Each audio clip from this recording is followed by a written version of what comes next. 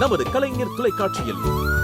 ரஞ்சிதமே ஆடி தங்க மழை ஜூலை 17 முதல் ஆகஸ்ட் 17 வரை தினம் ஒரு நபருக்கு 1 பவுன் தங்கம்.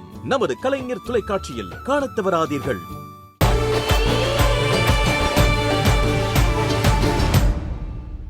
அத அபார்ட் பண்ணிடு.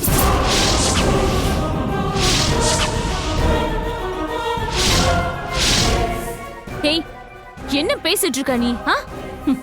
நீலாம் ஒரு பொண்ணா இல்ல பேயா? நீ என்ன வேணாலும் வச்சுக்கோ, முதல்ல என் ஆஃபரை அக்செப்ட் பண்ணிக்கோ. நீ குழந்தைய கலைச்சிரு.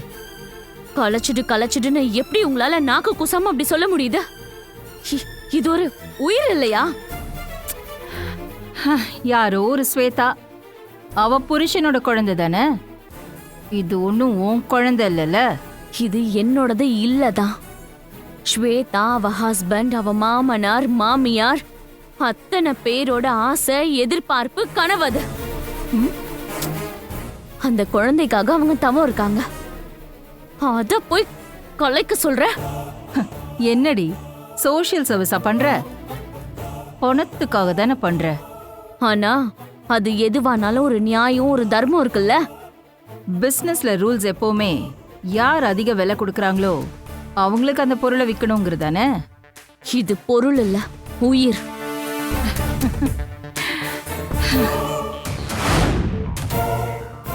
அஞ்சு மடங்கு பத்தாதுன்னா பிளாங்க் செக் தரேன். அதுல நீ என்ன வேணாலும் ஃபில்அப் பண்ணிக்கோ. உன் சொத்தையே எழுதி கொடுத்தாலும் நான் இதை பண்ண மாட்டேன். ஒன்னும் அவசரம் இல்லை பாரதி.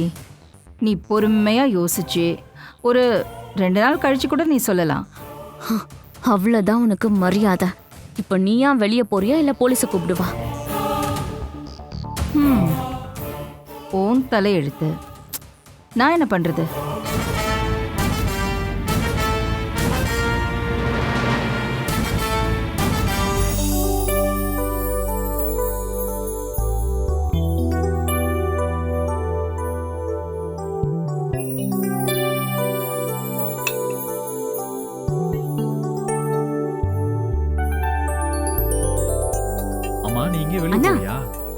இன்னைக்கு என்னன்னா சமையல பொன்னி சலங்க கட்டி ஆரம்பிச்சிருக்காங்க. வீட்ல விருந்தாமே. உன் மாமனார் மாமியார்லாம் வராங்களாம்.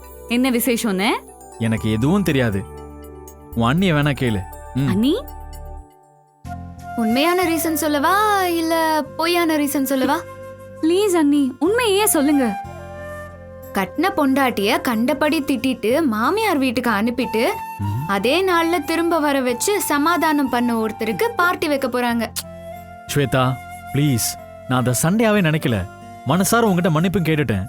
திரும்ப திரும்ப அதே பேசி எனக்கு ஒரு மாதிரி கில்ட்டி ஆகுது. ஏய், உட்காரு.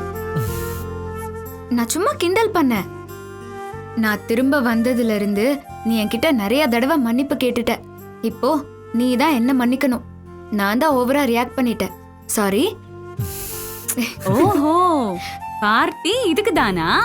பிரிந்தவர்கள் கூடியதன் பொருட்டு இரு வீட்டாரும் கொண்டாடி மகிழ ஒரு விருந்து. ஆஹா, ஓஹோ. டேய் சந்துரு, மாமாக்கு போன் பண்ணுடா. எங்க இருக்காங்கன்னே தெரியல. சரிமா. ராஜாராம், வந்துட்டாங்க. வா மாணிக்கம், வா வா வா. வாங்க வாங்க.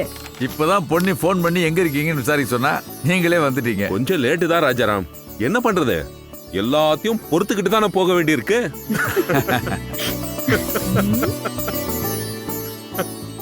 என்னண்ணே, என்னாலதான் லேட்டுன்னு அவர் குத்தி காட்டிட்டு இருக்காரு.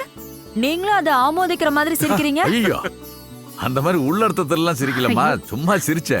போதும் போதும், சாப்பாடு ரெடி. முதல்ல சாப்பிடுங்க. சாப்பிட்டுட்டு அப்புறம் பேசிக்கலாம். வாங்க வாங்க வாங்க மாமா.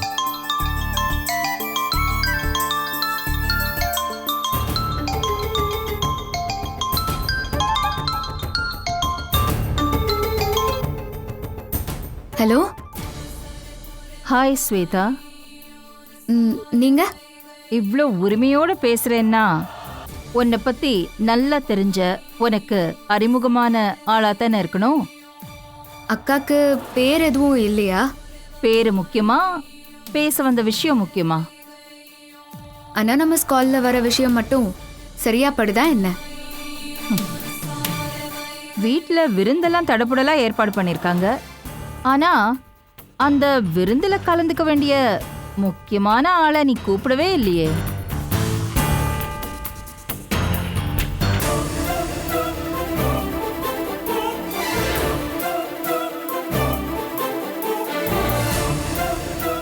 புரியல, யார கூப்பிடணும்? பாரதிய.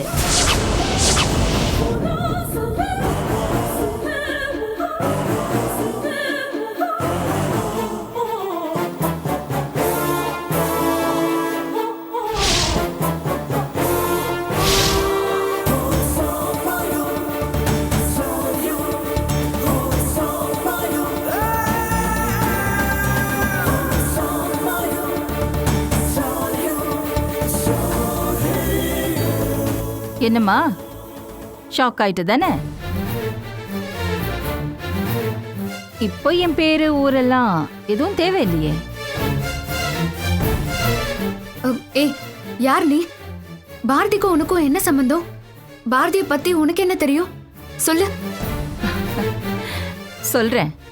ஏமா, இப்போ விருந்து எதுக்கு வைக்கிறாங்க? நான் கேட்ட கேள்விக்கு பதில் சொல்லு போதும். இருமா, பேரனோ இல்ல பேத்தியோ வரப்போகுதுங்கிற சந்தோஷத்துல சம்பந்திங்க கொண்டாட்டம் பண்றாங்க இல்லையா?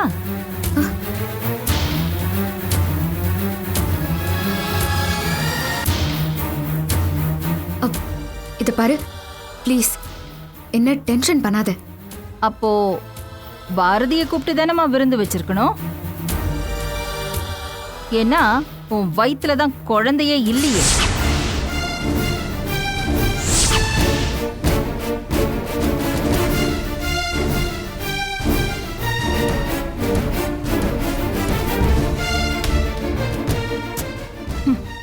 ஆனா என்ன கொடுமை தெரியுமா?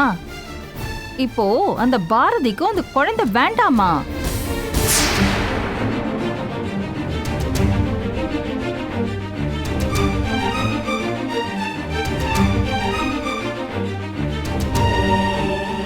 ஏய், உனக்கு என்ன வேணும்? எதுக்காக இப்படி போய் சொல்லிட்டு இருக்க? ஏம்மா, நான் ஏமா போய் சொல்லணும்?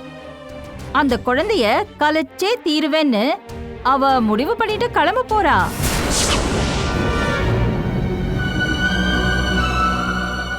ஆனா நீ உன் வயித்துல இல்லாத குழந்தைய சாக்கா வச்சுக்கிட்டு விருந்து சாப்பிட ரெடியா இருக்க.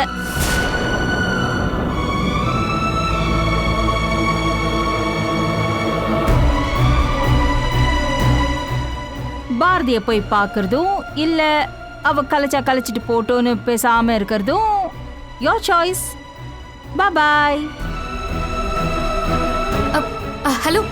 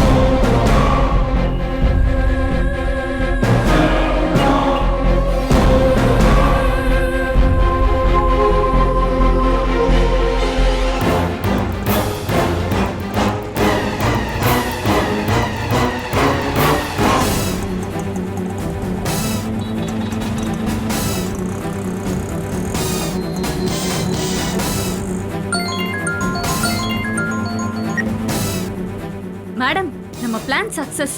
ஸ்வேதா வீட்டை விட்டு கிளம்பிட்டா. ஷுவரா பூஜா? உன்னை நம்ப முடியாதே. கன்ஃபார்ம் பண்ணி தான் சொல்றியா? Sure madam. 1 ஹவருக்கு மேல பொன்னி வீட்டுக்கிட்ட யாருக்கும் தெரியாம ஒளிஞ்சிருந்து நடந்ததெல்லாம் கவனிச்சுட்டு தான் நான் சொல்றேன்.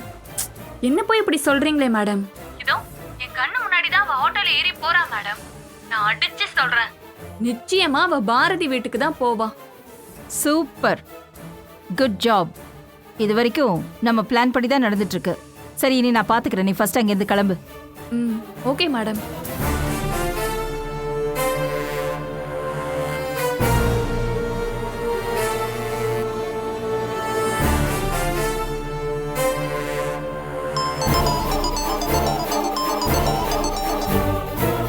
ஹலோ, யாரு? நான் உனக்கு தெரிஞ்சவ தான் சந்துரு.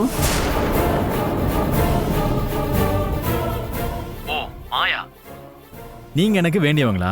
எதுக்கு தேவையில்லாம இப்படி உளறிட்டு இருக்கீங்க? உங்க வீட்ல என் போனை யார் அட்டென்ட் பண்ணாலும் என்ன உளறிட்டு இருக்கீங்க அப்படின்னு தான் கேள்வி கேக்குறாங்க. ச்சே. உண்மைதானே? சம்பந்தம் இல்லாம ஃபோன் பண்ணி எனக்கு தெரிஞ்சவங்க சொன்னா வேற என்ன கேட்பாங்க? சரி விடு, உளறதாவே வச்சுக்கோ. உண்மைய அக்கறையில சொல்ல வந்தா கூட அந்த கேடு கெட்ட வீட்ல யாருமே நம்ப மாட்டீங்களே. இங்க பாருங்க, எனக்கு நிறைய வேலை இருக்கு. போனை நீங்க கட் பண்றீங்களா இல்ல நான் கட் பண்ணவா? சரி விடு, இப்போ உன் வீட்ல பெரிய விருந்து நடக்குதா?